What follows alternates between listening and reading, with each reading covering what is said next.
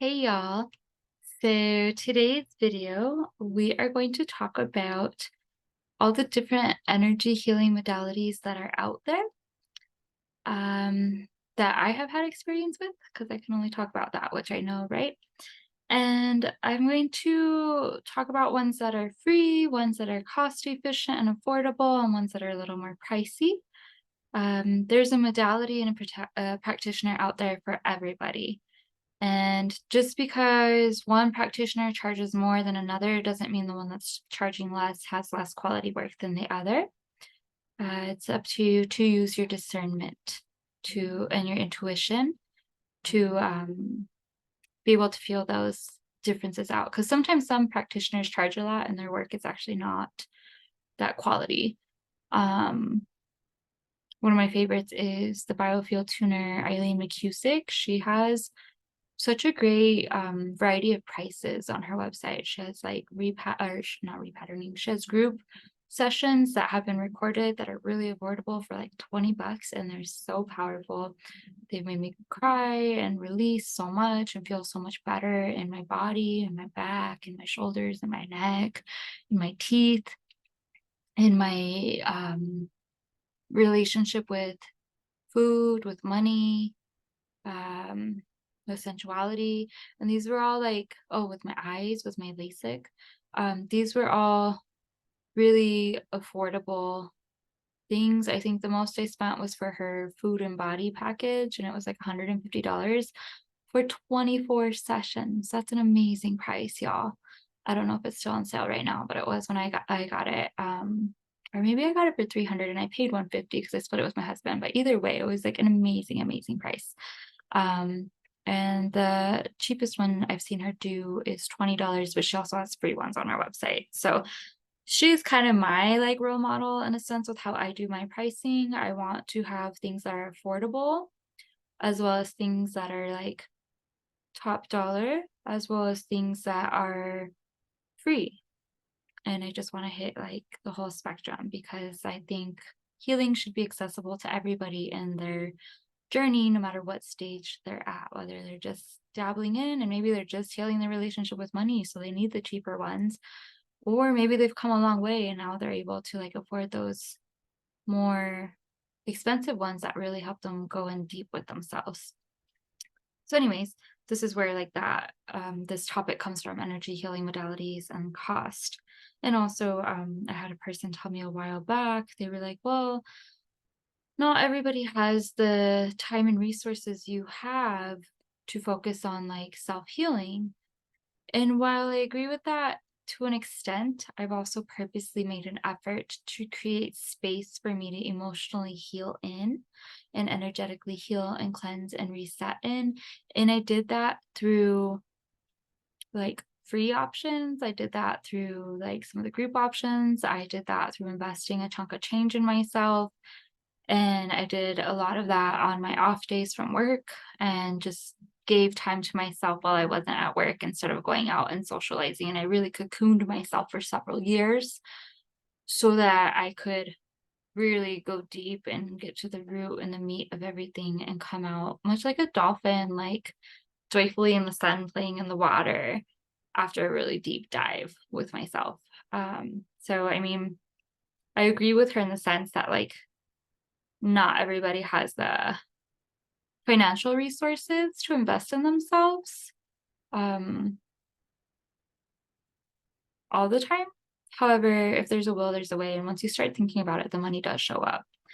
And I made time for myself to do my self healing because I was determined to stop self abandoning and fill myself with self love so that I could be the love that I'd like to see in the world. And so that my child can have a mother that's more emotionally engaged and present and emotionally intelligent for them, so that way they don't have to work through as much um, turmoil as I did.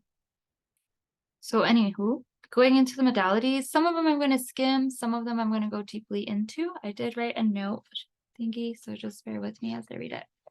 Let's see. So first off, my introduction to energy healing and modalities was through Reiki. Reiki is a very safe entryway into the energy healing world, especially if like you're just getting into a spiritual awakening and everything's so new to you.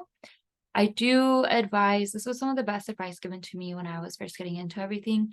I advise you to use your discernment and only work with practitioners that believe in what you believe in at that time. And maybe working with them, your beliefs are going to change and evolve as you self heal and unlearn things and relearn things and figure out what's true to you and what's like been conditioned.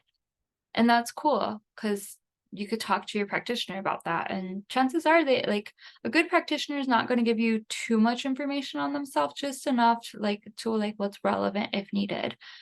So maybe as you evolve, you'll find that they actually have some of these things and you can keep like some of these beliefs and you can keep working with them. However, if you don't resonate with them at all, or if you feel like they're kind of dictating everything, that's a red flag and you don't want to work with them because you only want to work with that which is true to you wherever you are in your journey. And you don't need someone telling you where you're at in your journey is like invalid and not true to you. You need someone that's going to honor you in a sacred space as you are with what you're working on. So Reiki is a really safe place to enter into the energy world with that in mind. However, a lot of Reiki practitioners, nowadays, I feel like they get into it and then they get attuned to all these different kinds of Reiki.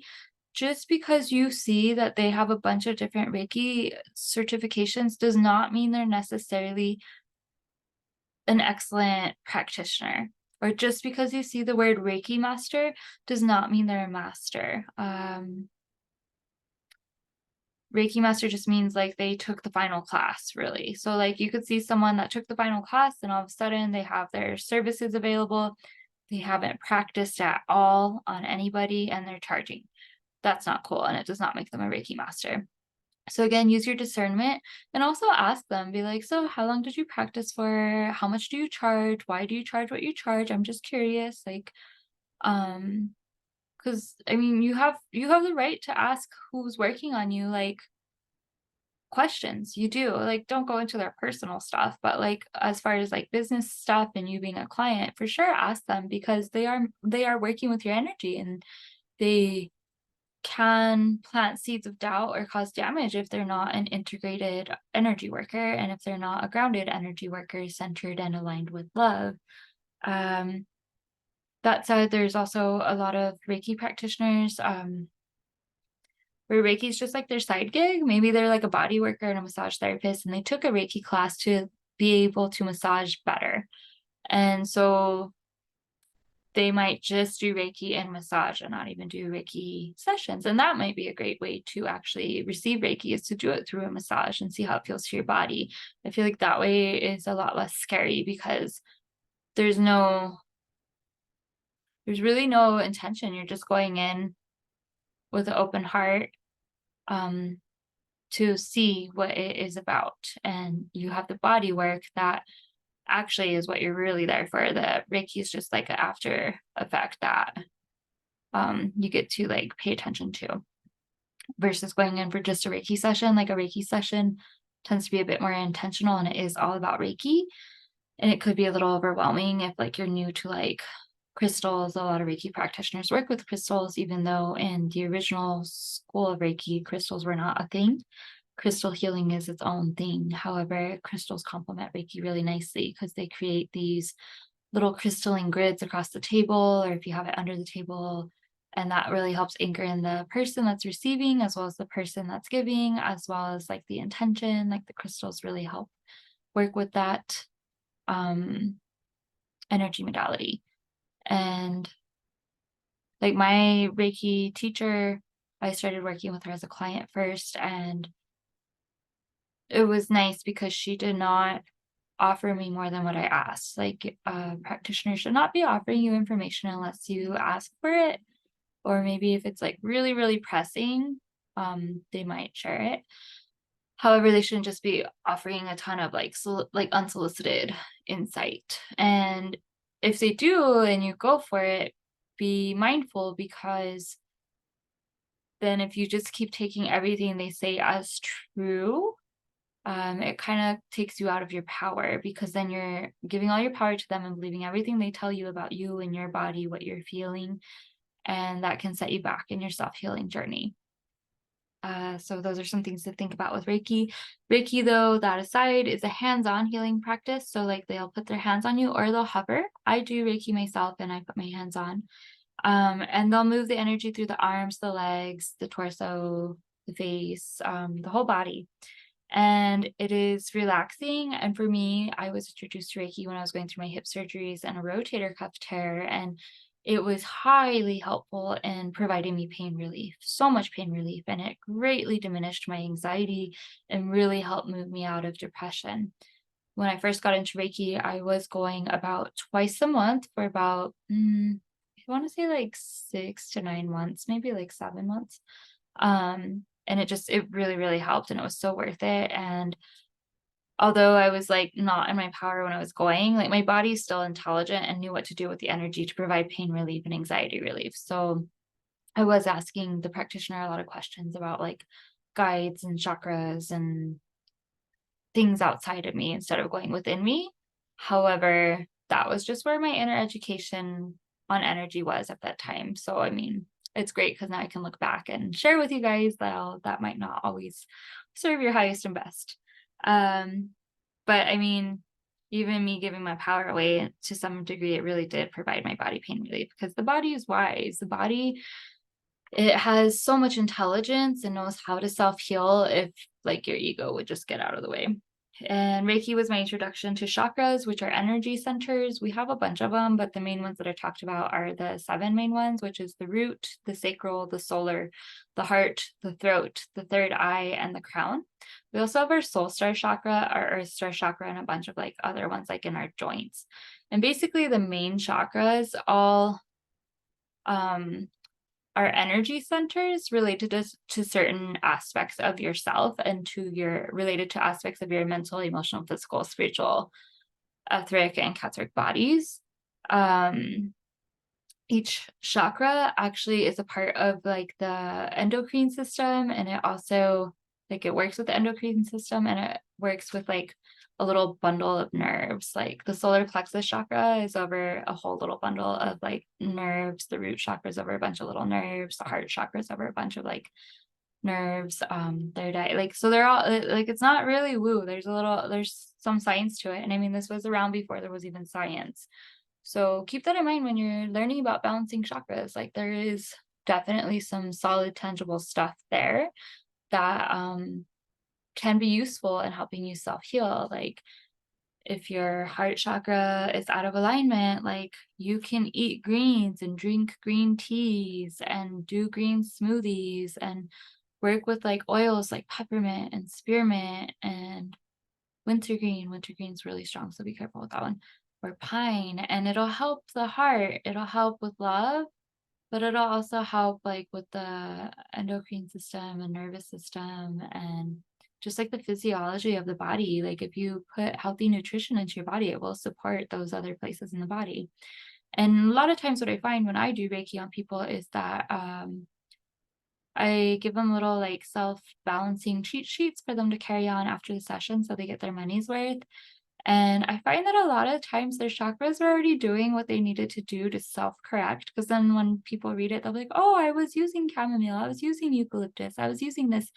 So it's like their body was already guiding them. They just needed that extra little push to like really take initiative and help their body instead of their body pushing them to take initiative.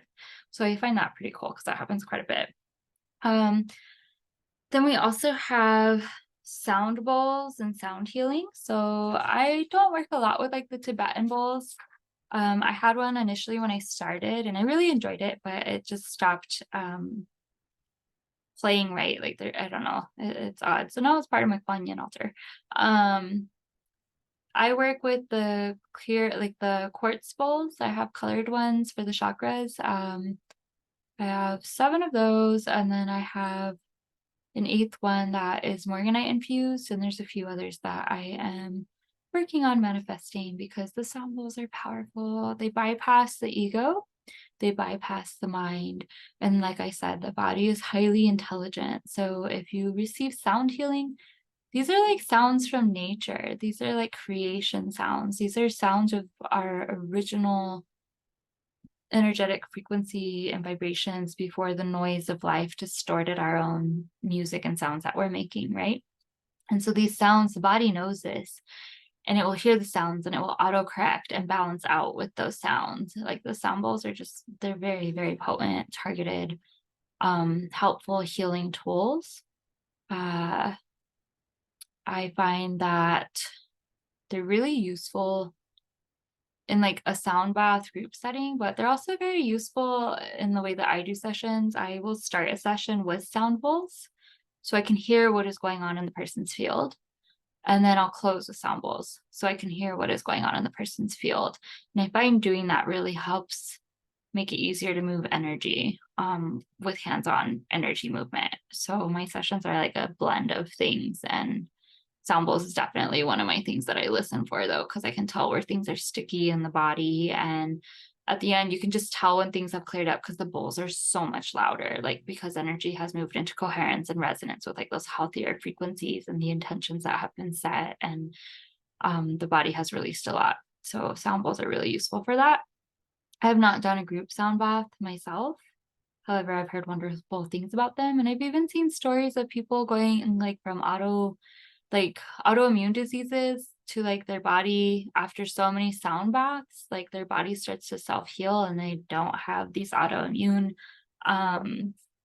ailments anymore. And it's just because like the sound really cuts out the noise that led to the body going into the autoimmune dysfunction. Let's see. It soothes aches and pains. Yep. And then, yep, it goes with the chakras. And then tuning forks. Tuning forks are another form of sound healing. You have weighted tuning forks and you have unweighted tuning forks. And again, it's the body's governing, organizing intelligence that works with the tuning forks, and it will autocorrect when you play the tuning fork long enough for it to autocorrect. What happens is it, like the tuning fork will play, and at first it's going to make the noise of like the dysfunctional noise that the body is making. But then if you play it enough and sit with it, then what happens is the body starts to entrain to the coherent sound of the tuning fork, and the body is then able to hear the noise that it is making that is not coherent, and then it autocorrects and makes coherent noise, which then promotes healing of like cells, healing of bones, healing of skin, healing of ligaments, physical healing, emotional healing. You will find with tuning forks that, especially if you're intentional with tuning forks, that as you go in layer by layer, with dedication to yourself and putting self-love into yourself, you'll find that things that used to trigger you don't trigger you as much because that energy is no longer ringing outside your field anymore. It's been balanced out, brought and retrieved and brought back into your body and redistributed as your body needs, as your body has needed in that moment. Tuning forks, let's see. So tuning forks, you can do solo tuning fork work where like you just have a session for yourself. You can also do group work, which I was introduced to group work with tuning forks through Eileen McCusick's website, biofieldtuningstore.com.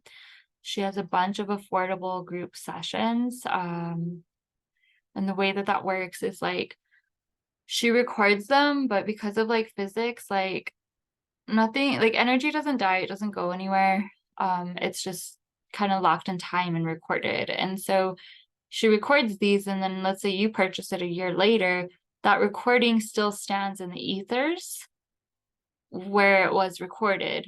And then when you buy it, it's like you're inserting or plugging yourself into it, and then you receive that energy. And it's a really like powerful way to receive affordable healing through these group healings that she offers. I don't know what other practitioners offer them, but I'm sure they do. I've done quite a bit of hers, and it's just been so helpful in my own energetic maintenance of cleaning out my channel and fine-tuning myself and helping myself hear the music and beauty that is me as I become more finely tuned. I love tuning forks quite a bit, and I also incorporate those into my sessions. Sometimes I'll use weighted ones, sometimes I use unweighted, sometimes the whole session is going to be tuning forks, sometimes it's mixed in with the bowls and hands-on. Every session is always different depending on the intentions and where the client's higher self and higher team is trying to guide me. And let's see. Eileen says tuning forks are like soul retrieval, but much more like through like a lens of physics and magnetism, because the tuning forks magnetize to the stuck energy in your field, or the stuck energy in your field magnetizes to the tuning forks. And as the practitioner collects that energy and brings it back to you, it's like you're bringing back a piece of your soul as you redistribute it back into the body, which I find very fascinating, because like I do soul retrievals and now I've started incorporating tuning forks into them. However, before tuning forks, I would just do soul retrievals through visualization and intention, which was really powerful as well. But I find the soul retrievals, they just are much more wholesome feeling when I incorporate the tuning forks with the visualization and the intentions, if that makes sense. I also use drumming when I do the soul retrieval. Sound is really powerful.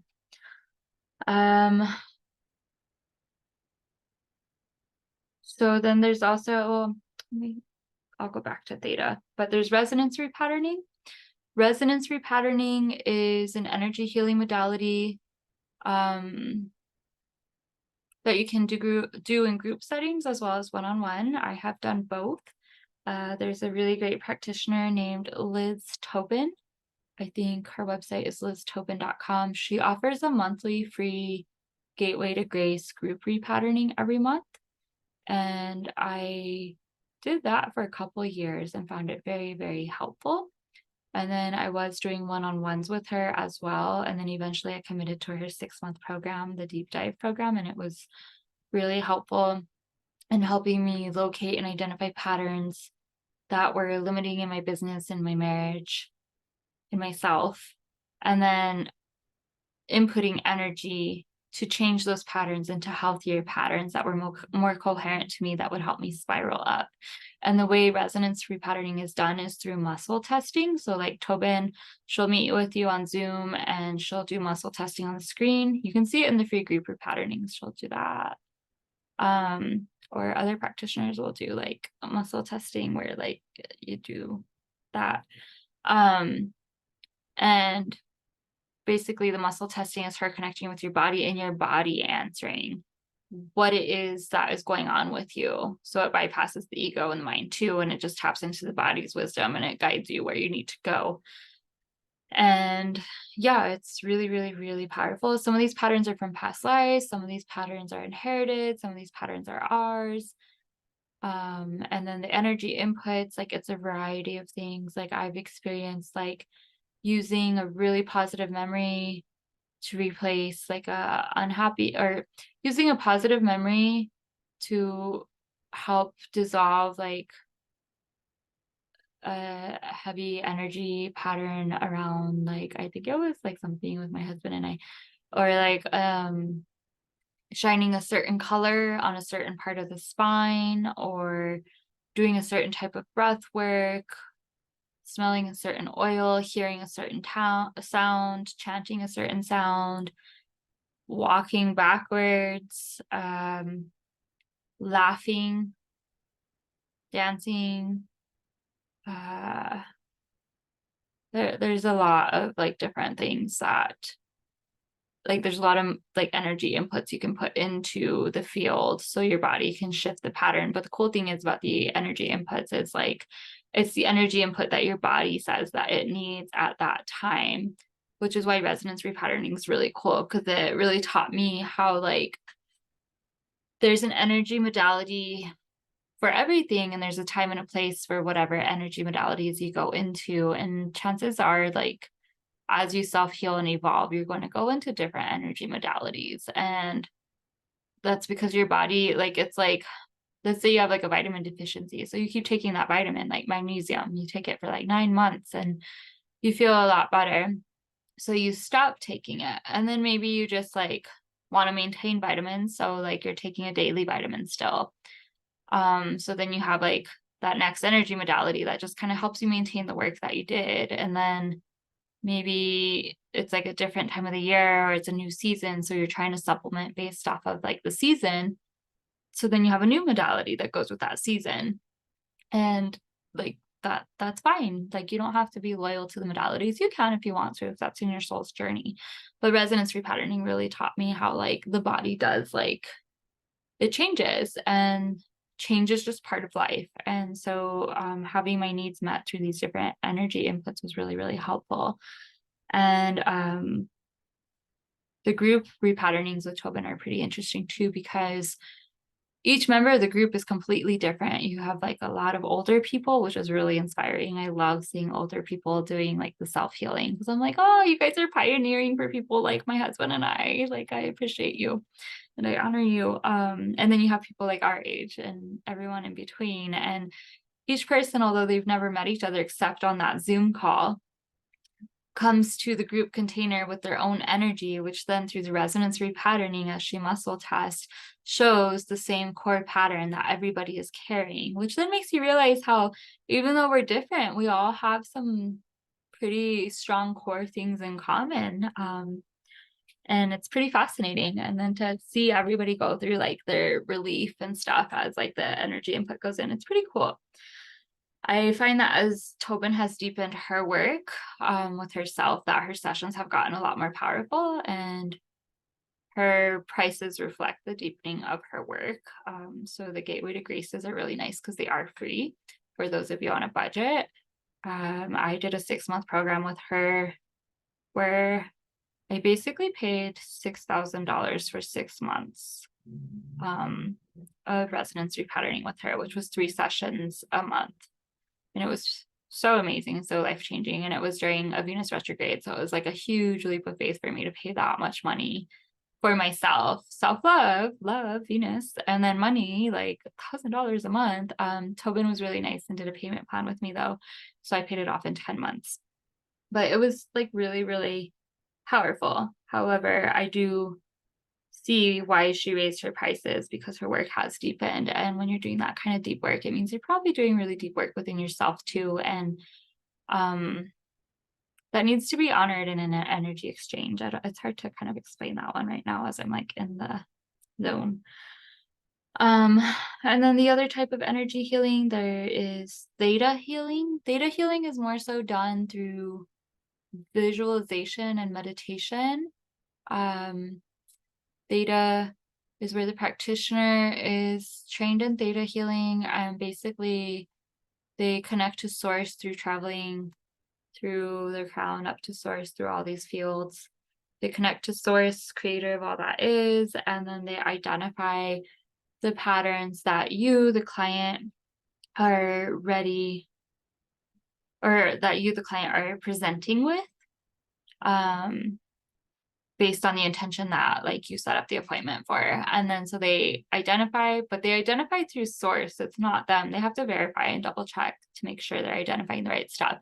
And then what they do is they like repeat it back to you, and then they continue with like creator, and then creator tells them what new pattern to insert, and like, and creator erases the old program and inserts a new program. And with theta healing, it's pretty interesting because the practitioner I worked with, she did it with muscle testing also to double check that what she was getting with source was correct. And I'm a huge fan of muscle testing. I'm a fan of the body, which is funny because I used to be so against my body, but my body's become like my best friend, because after all my hip surgeries and all my health problems over the years, like it's just really brought me back to myself. And so yeah, I love muscle testing. And I'm starting to actually get decent at it with myself. I've been experimenting with like different ways of muscle testing, and I find that my body never misleads me. So anywho, she'll muscle test, and then she'll write down what source tells her to say, repeat it back, and then make sure that I'm good with it. And then it's interesting because once it's like done or when it's going on, there's this whole witnessing process where she witnesses the changes that source is making. Um, but as that witnessing's going on and as the changes are going on, I find that it's just a very clean, pure energy. I would say it's probably the cleanest and most pure energy input that I've received through an energy healing modality. And I believe that that purity has to do with it's genuinely like a practitioner connecting with source, with creator, creatrix of all that is. And that's why it feels so clean and pure. And for me, it gives me really deep emotional releases where I have to like press mute on the phone because I instantaneously just start crying as she's witnessing. Um, so yeah, that one's probably the cleanest one that I've felt. Like it's not touched by human when the healing comes through. It's pretty fascinating. But that's theta. Which theta, it's like the brain waves, theta. Let's see. And then we have all right, so I'm gonna breeze through some of these ones. So recently I just got into this healing called well, it has to do with morphic fields. I don't even know what it's actually called, but I follow this channel on YouTube called Morpheus Fields.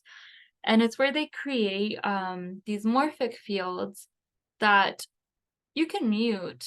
The intention is you just insert yourself into the field, kind of like the Matrix. I think they said on one of their videos how like Morpheus talks about in the Matrix how you can like download whatever program you want. So that's the concept they have going with the morphic fields. So you insert yourself into the field and then you download the information. And I've found that the Morpheus fields have been really, really helpful in helping me surrender, experience emotional warmth, lose weight, feel more fit in my body, feel more in love with my husband and with life, regenerating my spine, like helping with my posture. I find that like, yeah, over time they've helped a lot. And I haven't even had to do like a ton of them. Like there was a phase where like I listened to them on loops a lot, off and on throughout a few months. And then I slowly just started listening to them like once every other day, once a week. And then I find that I haven't been listening to them nearly as much, but I can see all the changes and it's pretty fascinating. And like when you're listening to them, you can like really just feel the stuff going on in your body, especially like their workout ones. You're like, whoa, my abs hurt. It's pretty fascinating. And I don't have the inclination to go learn about it. However, I'm like really grateful for that channel. Like I even subscribe to their Patreon because I'm like, wow, like you moved me so much. I want to support you, which I've never subscribed to like a YouTuber's Patreon before. Which I'll leave a link for all the stuff in the information bar or introduction bar. So there's that. And then let's see. So there's what some call light language, what I used to call light language, and now I'm just calling it soul song. It's where you sing from the soul, you sing from the heart. And I find that soul song comes through in some of my sessions and not in other of my sessions. But I find that when it does, it really just like is a burst of energy and moves so much stuff. And it's pretty fascinating. And I find in my own life that when I go around cleaning house, singing soul song at the top of my voice, or when I'm in nature singing soul song, I just feel so much happier and freer and connected to my source, my creator. And it feels so good and I love it. And it's just like so nice to be able to speak again in like some of my soul's preferred tongues and like languages to my creator. And I find that I used to want to do light language videos like everybody else on YouTube, but I find now that I don't really do that because I feel like it takes away from the integrity of it. And so I prefer calling it soul song. And if it comes through, great, but I'm not going to make a big deal about it because I just want it to be organic and flow. And so my sound videos tend to have sound bass followed by soul song, which might be off-putting for some people because I'm not trained in like singing, but I just love singing. And so why I do those videos is because it teaches others it's okay to sing. It reminds them of their voice and the beauty of singing. And then it also just provides them sound healing through that song, that language that the cells recognize because the cells are so intelligent. They don't just speak like our languages of earth. They come from like God and goddess who like who even knows if they speak? I don't even know. Yeah, I don't even know. Like we're just in the human world right now. Like I'm sure there's other worlds. But like soul song just really, I feel like speaks to the cells and helps promote healing on a cellular level. And for me, it definitely has, and it's definitely helped bring more joy into my life. It's made me more confident in my voice and what I have to offer the world, whether it be through vlogging, through writing, through singing, through just being that confidant and friend for my husband, for my friends, um, being that light of support for someone going to struggle that just might need something nice said to them. Um, so yeah, that's soul song. I really like to watch Bailana when she sings with her sound bowls. She's on Instagram, Vylana. And there was another one I really liked. Who was it? Oh, I think I don't know if I'm saying it right. Milan. It's MEI-LAN on YouTube. Goodness, her voice like brings me to tears sometimes when I'm really just like needing to recharge on love. Like I will go into my sacred space in the house, the Pussy Church, and lay in bed and just listen to Mylan sing. And I just allow myself to be with her and cry if I need to and refuel on that beautiful song that she offers all the time on YouTube. Which her stuff on YouTube is free. Bailana has her album on Spotify. I forget what it's called, but Into the Goddess or Rise Goddess, maybe Into the Fire. Those are all free. The Morpheus fields are free also. The next one is EFT tapping. EFT tapping has to do with tapping on the meridians of the body. And as you tap, the concept is the tapping has like a vibration. Let's see, has a vibration. You tap on the meridians, it vibrates, it moves energy, it helps the energy move out. It takes time and consistency, but it's a free self-healing tool that's fairly easy to learn. And this was also part of my introduction into the energy healing world when I first got introduced to Reiki. However, with tapping, I actually didn't get into it until like 2 years later. I just wasn't ready for it. It was too easy. It's funny how our minds like to complicate things. But as I self-healed, then I was like, oh, tapping's like awesome. Like I feel pretty much like instant relief as I tap. And now as I tap, I find that things manifest quicker related to my tapping than they used to. And it's just because I've broken through so much of the sludge and moved so much sludge out that it's like easier to manifest. And I think that also has to do with me doing this thing called spring cleaning as well as swamping, which I learned when I was in Mama Gina's School of Woman.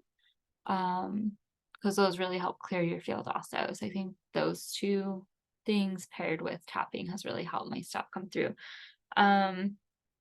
But tapping, as you tap, some people do like a round of like acknowledging the things that they want to delete, which acknowledgement is powerful. If you acknowledge something, that means you're shining light on it. If you're in denial, it's still in the dark, it's still controlling you. So tapping, you acknowledge all the nitty gritties that you want to acknowledge.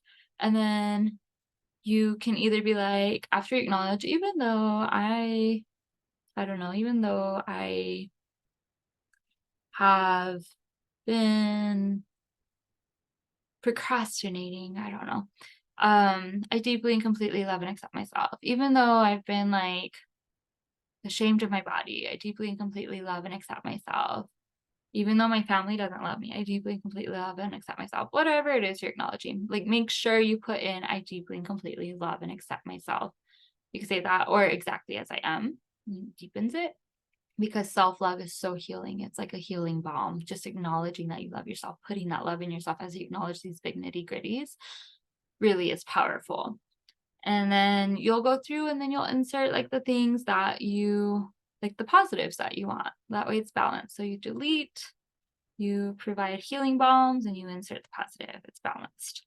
And so like the positives would be like affirmations, things that you want. So it's like I work on things in a timely manner and I get things done when I say I will. Or my self-made family, my soul family loves me so much and really supports and encourages me. Or whatever it is you're inserting. I don't know. You can watch some tapping videos. I have a bunch of tapping videos.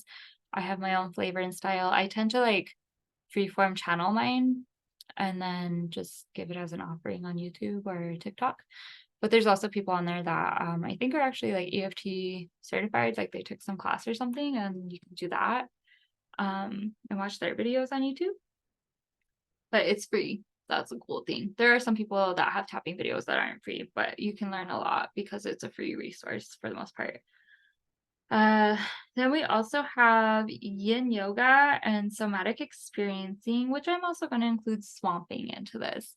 So yin, well, so this is like to me an energy healing modality because you're including the body in it so the body can release all the emotions, which emotions are energy in motion until they get stuck in your body, but there's still energy in your body.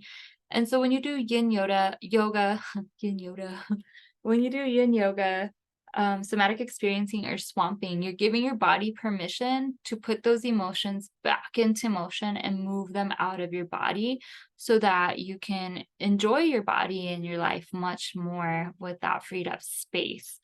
And so in yin yoga, you stay in a position for longer periods of time, allowing it to really stretch and move out of the fascia. One of my favorite yin channels is, I think she's called the Lone Ranger Yin Yoga Studio. She's so good. I love her. I think Cassandra is another one. She's good too. But I like the Lone Ranger one because she has poetry at the end usually, and she's really nice.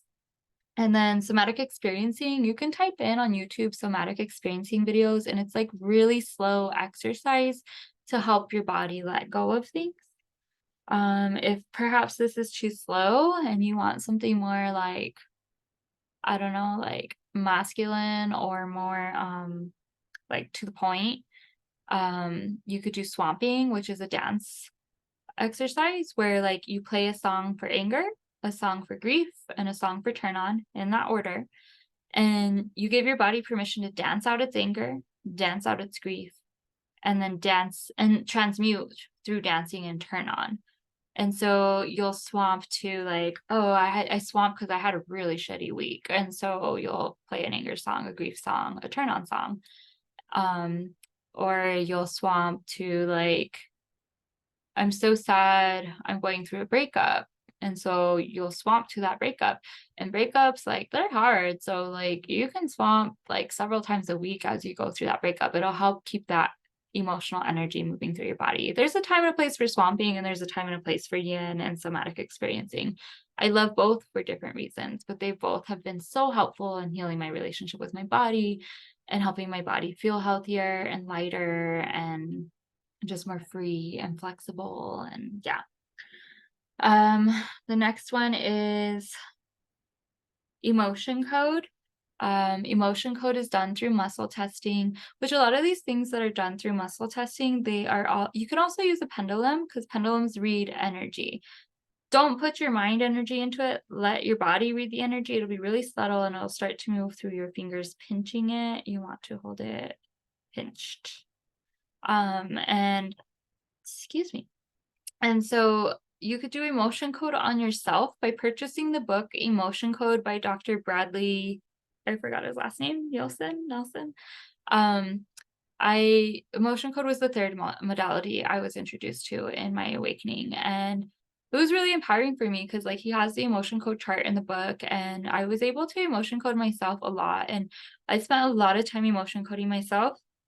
I spent a lot of time emotion coding my husband. I had a lot of friends that were really generous with helping me learn, and I was able to practice emotion coding through them. And I find that emotion code tends to be a really simple, quick, efficient way to alleviate aches and pains in the body. Sometimes if like my sciatica acts up, I'm like, oh, it's a trapped emotion, and then I release it and it feels better.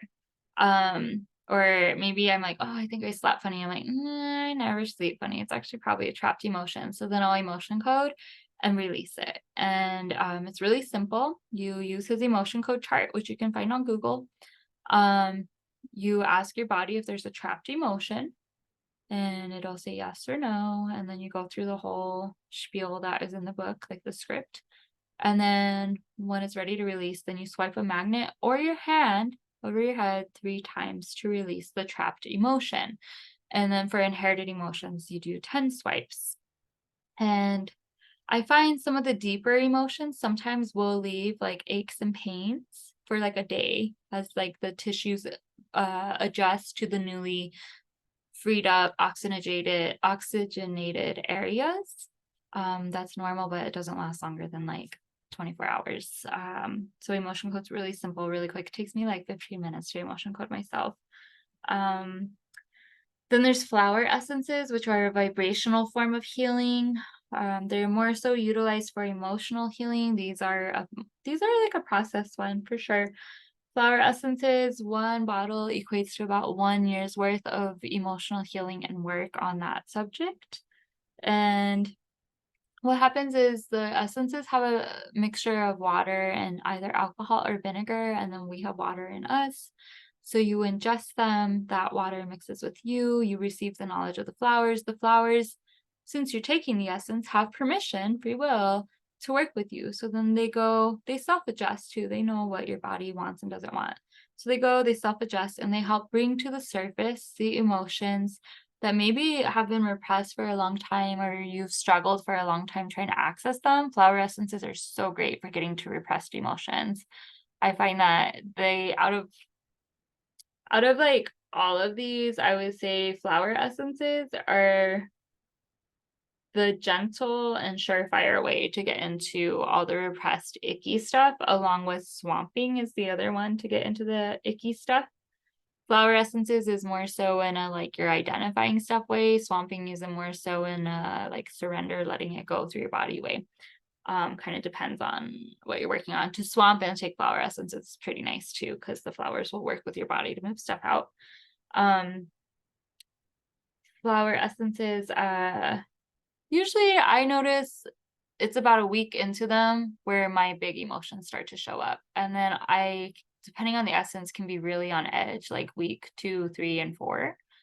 Or 4, sometimes it kind of winds down. But I always give my husband a disclaimer. I'm like, hey, I'm like working with flower essences, like mugwort. We both know mugwort goes deep with me. So like I always warn him about mugwort.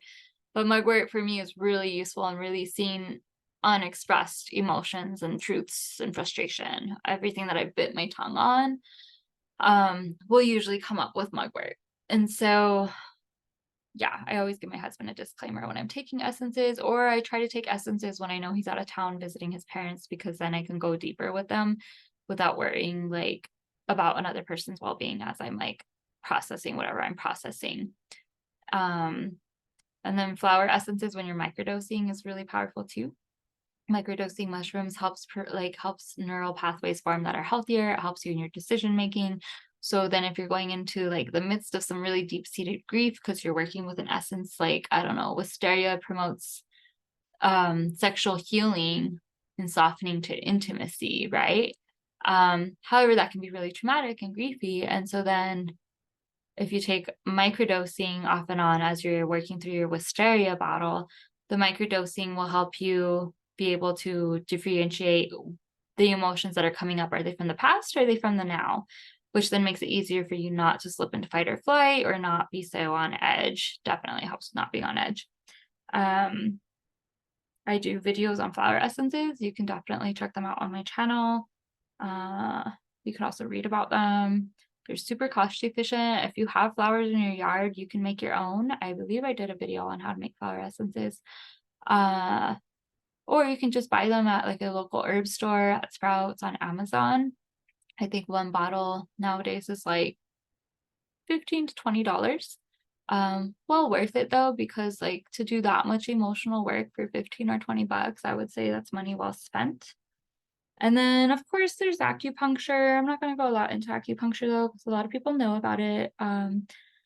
It's from Chinese medicine. It's the placement of needles into acupuncture points. These acupuncture points are associated with certain meridians and certain elements within the body of those meridians. And it's done very intentionally. So if you have something you're working on, you tell your acupuncturist and they'll know where to put the needles. I will just share something interesting I learned when I was like in school and doing this project.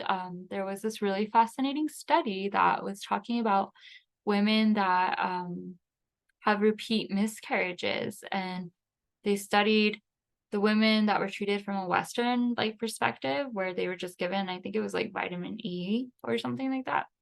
And then they did a combination approach of acupuncture and psychotherapy and on the other group. And the women of the Western approach, they still kept having miscarriages, nothing really changed. But then the ones that did acupuncture paired with emotional healing through psychotherapy, their miscarriage rate dropped by like, I think it was like 70%. It was pretty impressive, but it goes to show the power of addressing like the root of things, the emotions, and then pairing it with like an energy healing thing can really help the physical, which I am of the belief that like it's a trickle down effect. We have our mental body, emotional body, physical body. Well, we have our spiritual, mental, emotional, and physical. And so it starts in the spiritual where it gets sick, and the emotional and the mental where it gets sick, and then it trickles down into our physical. So if you can address it in the other bodies, then eventually the physical will catch up and correct itself too.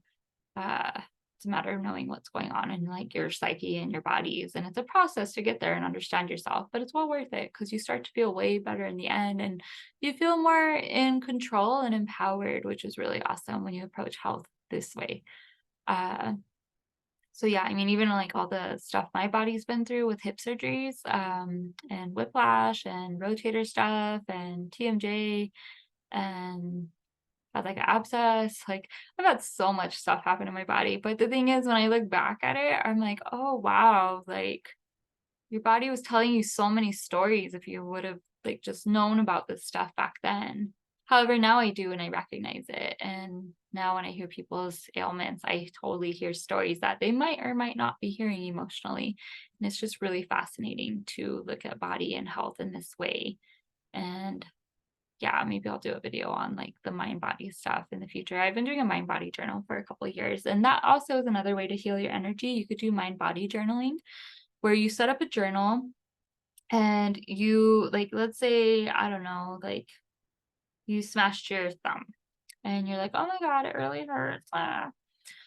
So you could emotion code it for starters, because there's probably something stuck in there. And then you can go on Google and do spiritual cause of thumb injury or spiritual meaning of thumb. And then read the articles, take what resonates, and go to your journal and write about what resonated. And that will help your body realize, hey, they heard me. They heard my call of distress. They heard the emotions that are kind of backlogged that are showing up here. They journaled about it. And now I can tone down the signal and let the finger heal. Or like maybe you hurt your shoulder at work and then you spiritually, like you do the Google spiritual cause of shoulder injury. And then you take what resonates and journal about it. For example, like when I injured my shoulder all those years ago, my dad had just quit talking to me during my hip surgeries. I had a really toxic masculine boss, and I was in a really toxic relationship where I was completely unsupported by my dude at that time. And so my shoulder was trying to bring to my attention all these unhealthy masculine energies, because the right side of the body is masculine, left side is feminine. And it was like trying to show me like all these feelings of unsupport that I was carrying, that I was not moving out of my body. And I just didn't know body talked in this way at that time. And so then I got injured, still felt unsupported, and let it kind of fester. It was a long recovery process, but I did heal my rotator cuff injury without surgery. So just saying it's possible. And I've had people try to invalidate me and be like, oh, maybe it wasn't really a rotator cuff injury. And I'm like, no, it was. Just because my healing worked for me, and like you don't really know how to wrap your mind around it, doesn't mean you get to like invalidate how my body healed. Because it did. So yeah, but now, like, anyways, with the journal, now looking back, I'm like, oh, had I just journaled about all of that, I bet you my rotator cuff stuff would have started healing a lot quicker than it did. But I needed to learn things the way I did for a reason, so I could share my story and help other people on similar paths, which is what I do here and now on my channel. This video is kind of long. Thank you so much for like sitting through it. And I hope that you have more of a comprehensive view of a lot of the energy healing modalities that are out there. This is just like the tip of the iceberg, but it really shows you how there's a lot of options out there to help you in your self-healing journey. Some are free, some cost a little bit, some cost a lot of it. But they're all there for you. And you're not alone in this thing called life. And there is a practitioner there ready to be of service to you. You probably are already manifesting them and are about to cross paths with them.